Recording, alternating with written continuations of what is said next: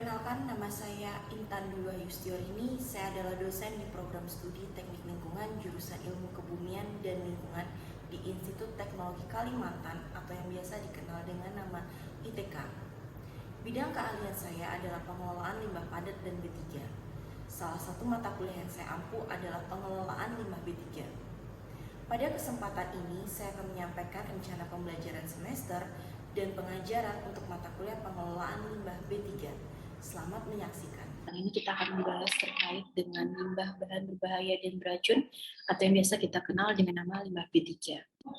Jadi yang akan kita pelajari pada kesempatan ini adalah pengertian limbah B3, peraturan terkait dengan limbah B3, karakteristik limbah B3, dan kategori limbah B3.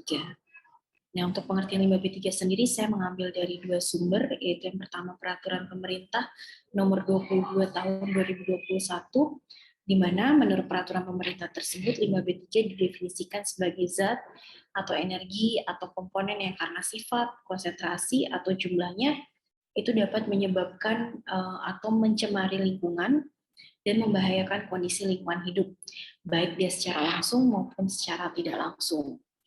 Dan pengertian yang kedua saya ambil dari Kamus Besar Bahasa Indonesia, di mana limbah B3 adalah zat atau bahan yang dapat membahayakan kesehatan dan keberlangsungan makhluk hidup atau manusia yang karena dan konsentrasinya tersebut maka membutuhkan khusus. Oke, itu adalah pengertiannya.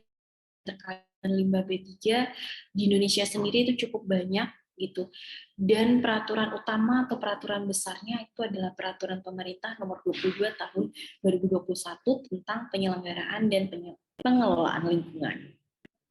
Kemudian di bawahnya itu banyak peraturan Menteri Lingkungan Hidup dan Kehutanan. Beberapa di antaranya adalah Permen LHK nomor 6 tahun 2021 tentang tata cara dan persyaratan pengelolaan limbah B3.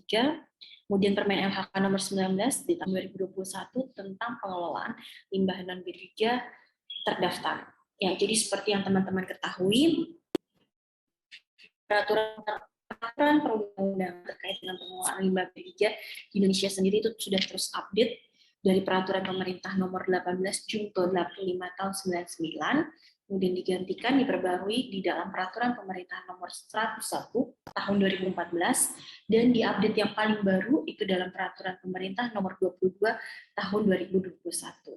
Beberapa yang diupdate diantaranya adalah jenis limbah B3-nya sendiri.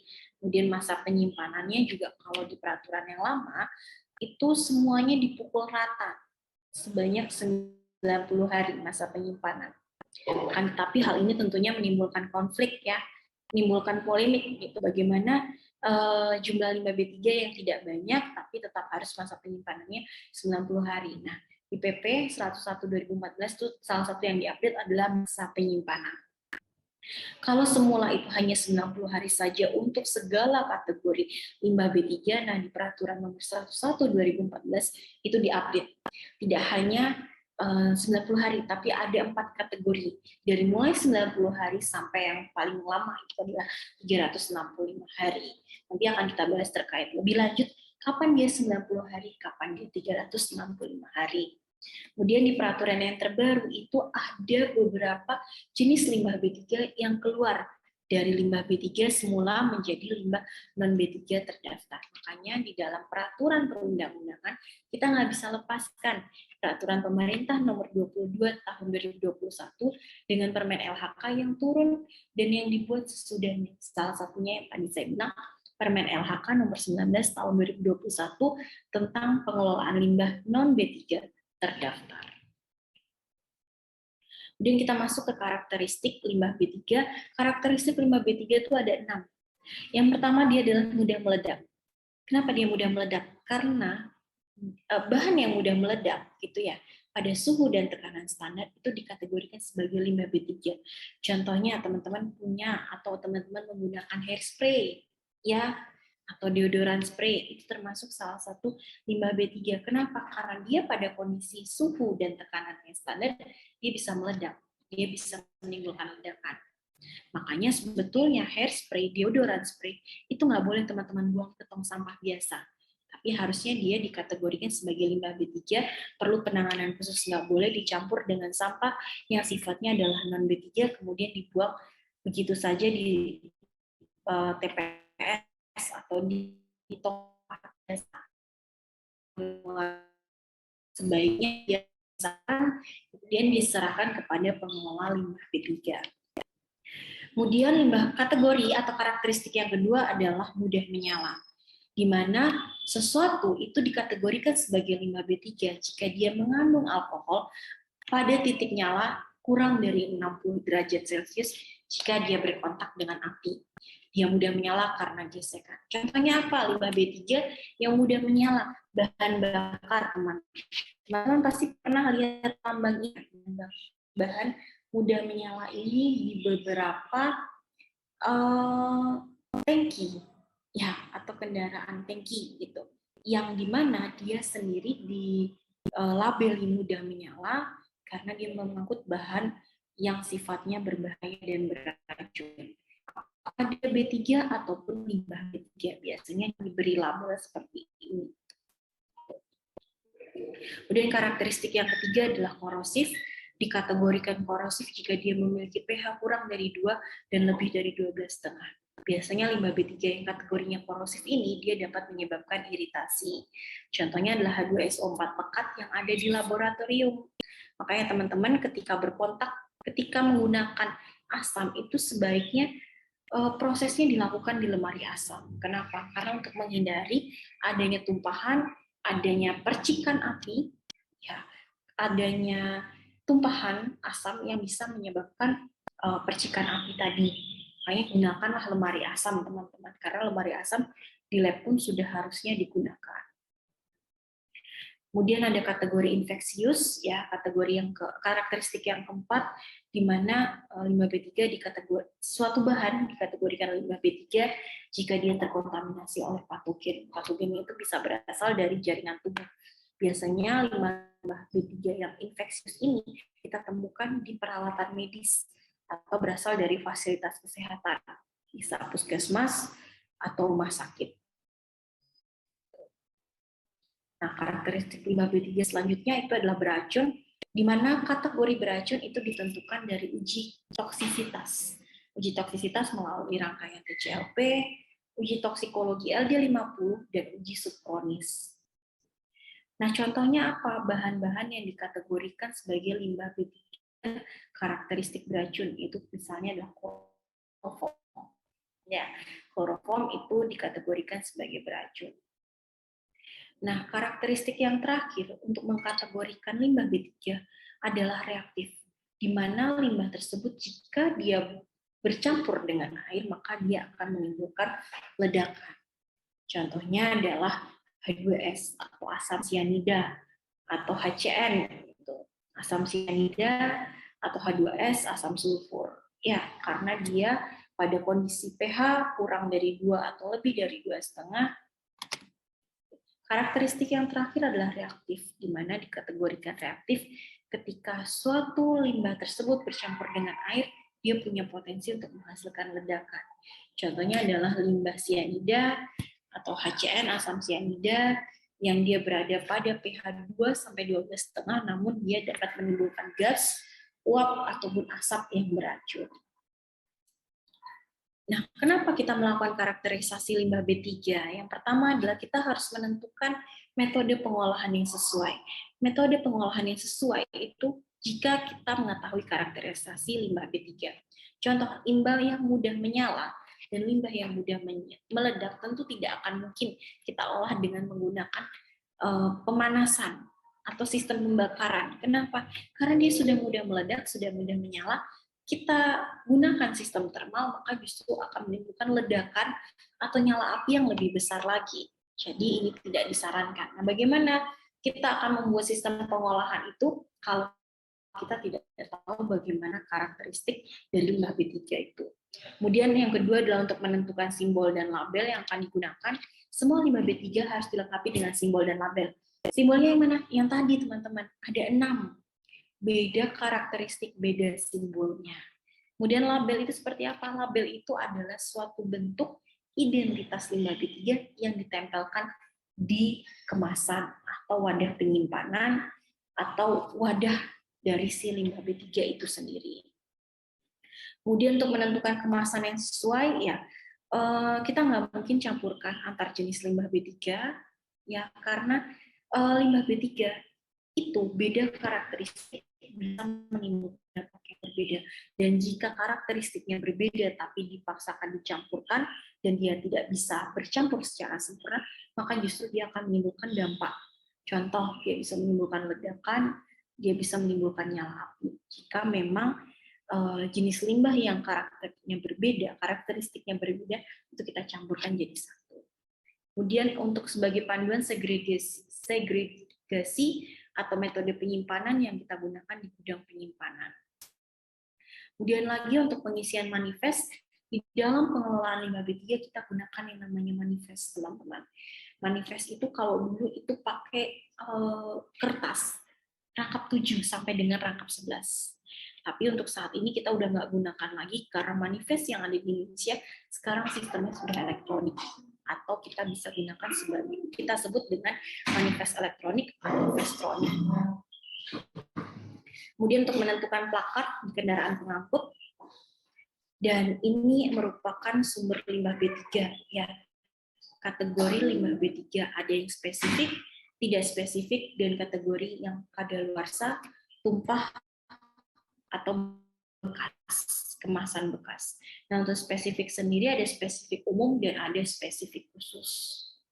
Ya, ini kalau kita lihat menurut kategori yang ada di dalam PP 22 tahun 2021, bahwa kategori bahaya dampaknya akut atau dampak langsung, contohnya adalah residu yang ada di industri kilang minyak. Kemudian kategori kedua, dia yang memiliki efek tunda atau delay effect, dia nggak langsung dampaknya, tapi jika terus-menerus, maka dia akan bisa berdampak pada kesehatan dan lingkungan. Dan yang terakhir adalah limbah non B3, di mana ini adalah update dari peraturan sebelumnya, yang semula di peraturan hanya ada 2 kategori menjadi 3. Kategori 1, 2, dan 3. Dan yang keluar ini dianggap sebagai limbah non B3 terdaftar. Itu contohnya adalah fly ash dan bottom ash yang berasal dari industri pembangkit listrik. Sedangkan kalau menurut sumbernya yang tadi ada di organigram tadi ya teman-teman, ada spesifik dan tidak spesifik dan lain-lain ya. Kalau spesifik itu ada umum dan spesifik khusus. Kalau umum dia adalah limbah B3 yang dihasilkan secara umum ada hampir di setiap industri. Ya, sedangkan spesifik khusus dia biasanya yang memiliki efek tunda dan biasanya spesifik hanya di industri itu saja. Contohnya kalau spesifik umum dari industri ada lumpur, teman-teman. Lumpur bisa dikategorikan sebagai limbah B3 jika dia terkontaminasi oleh B3. Biasanya hampir setiap industri yang menggunakan B3 itu punya IPAL dan memiliki atau menghasilkan lumpur yang sifatnya adalah B3. Itu kategorinya spesifik khusus. Itu kategorinya adalah spesifik umum. Sedangkan kategori spesifik khusus misalnya dia adalah industri amoniak, maka dia akan menghasilkan limbah amoniak atau sisa amoniak. Tidak semua industri menghasilkan itu. Hanya industri khusus yang menggunakan amoniak yang juga memiliki limbah B3 berupa amoniak.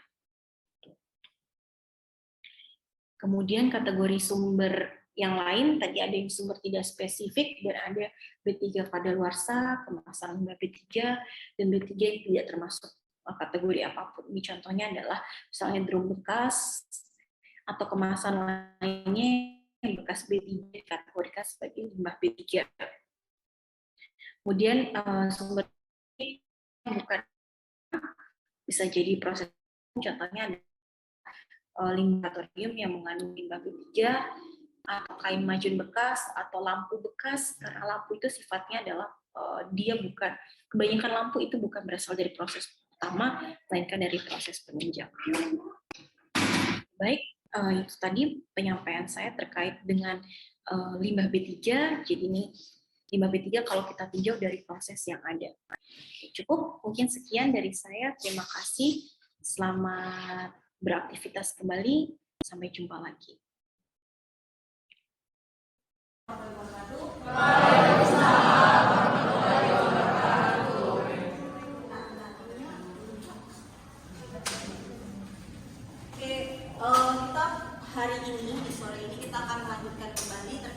dengan pengelolaan limbah B3. Nah, sebelum masuk saya akan bahas sedikit terkait dengan RPS atau rencana pembelajaran semester 1 semester ke depannya.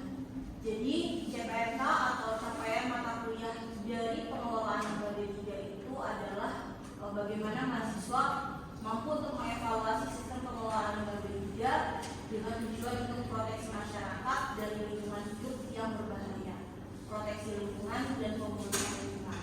Ini poinnya adalah C5, di mana C5 nanti kita akan mengambil studi kasus, kita akan mengambil contoh pembelajaran dengan menggunakan studi kasus.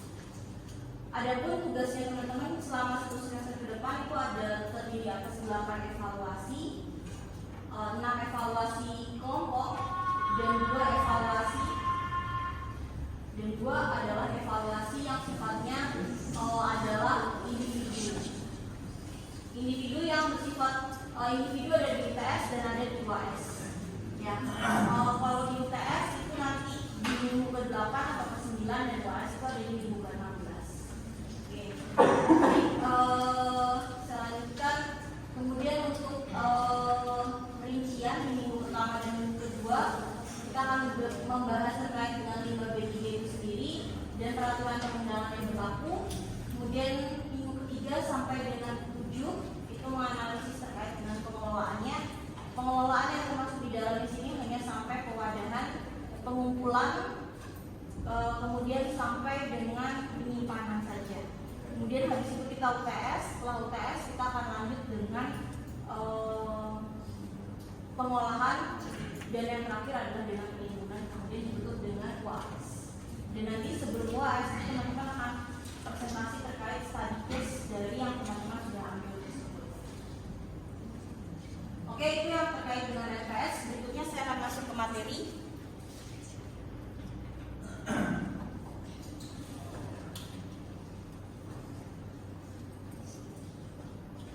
Untuk materi sendiri, kita di minggu pertama ini ada membahas terkait dengan beberapa poin. Yang pertama yaitu pengertian limbah B3, peraturan yang terkait dengan limbah B3, karakteristiknya, dan kategori limbah B3.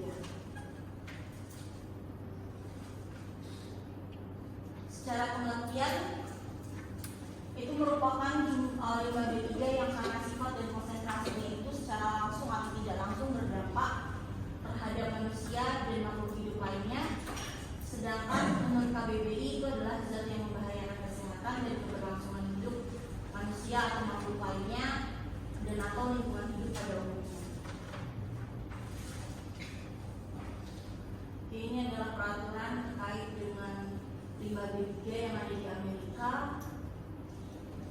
Ya, ada TSCA, FCRA, KSWA, dan seterusnya.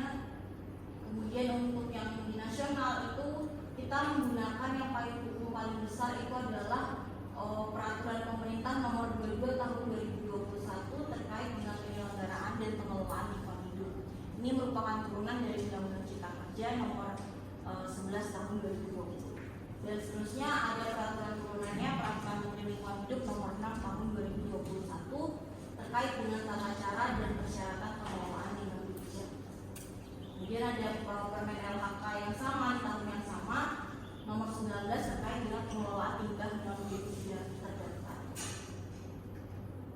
Oke, ini untuk peraturan daerah. Di beberapa daerah sayangnya kita di provinsi Kalimantan Timur ataupun di kota Balikpapan itu belum ada peraturan yang mengatur terkait dengan pengelolaan limbah B3.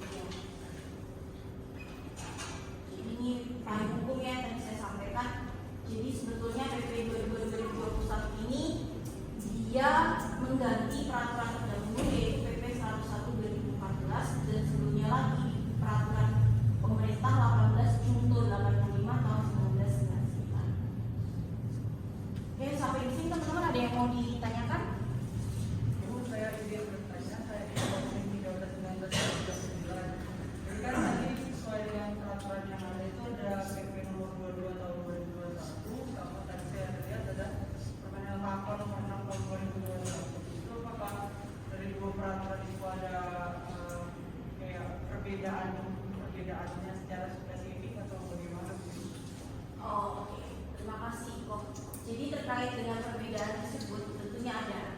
Kalau di PP 22/2021 dia mengatur terkait semua limbah B3, mulai dari mulai dari pewadahan, penyimpanan, pengumpulan sampai dengan pengangkutan, dan yang terakhir adalah penimbunan, ada pengolahan juga. Tapi kalau di Permen LHK nomor 6 tahun 2021 itu hanya terkait dengan pengelolaan yang sifatnya dilakukan oleh penghasil, seperti penyimpanan, pewadahan, dan pengumpulan.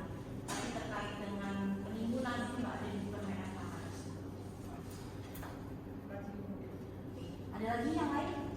Ya. Saya tuh saat di 1306 kan ini sudah ada peraturan baru tuh PP nomor 22 tahun 2021. Berarti itu apakah peraturan sebelumnya itu tidak diperlakukan lagi atau gimana? Oke, terima kasih. Jadi peraturan yang ada sebelumnya itu akan dicabut. Jadi ketika keluar suatu peraturan baru, dia di bab bagian akhir atau di bagian awal, biasanya paling awal atau paling akhir, dia akan menyatakan bahwa dengan diberlakukannya peraturan ini, maka peraturan yang terkait dengan hal ini akan dicabut. Sama seperti teman-teman pernah lihat bentuk OTK statuta di TK nggak sih? Itu sama. Jadi semua peraturan sama seperti itu. Peraturan bahkan SK Rektor pun akan seperti itu. Ketika ini diberlakukan, maka peraturan sebelumnya yang berkaitan ini akan dicabut. Seperti itu. Oke? Oke. Terima kasih teman-teman atas kehadirannya di hari ini. Selamat sore.